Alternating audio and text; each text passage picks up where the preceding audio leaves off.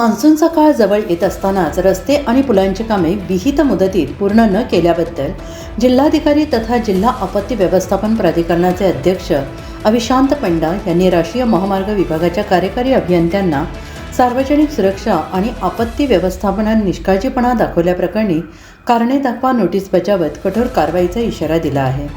या प्रकरणी जिल्हाधिकाऱ्यांनी 4 मे 2026 रोजी 2 स्वतंत्र नोटिसा जारी केल्या आहेत। यामध्ये प्रामुख्याने 2 मोठ्या प्रकल्पांमधील दिरंगाईवर बोट ठेवण्यात आलं आहे।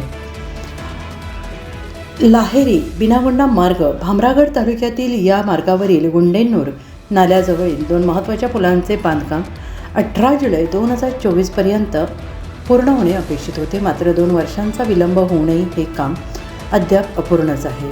29 एप्रिल 2026 रोजी जिल्हाधिकाऱ्यांनी प्रत्यक्ष पाहणी केली असता ही बाब उघडकीस आली। गडचिरोली संवाददाता आशिफ कुरेशी।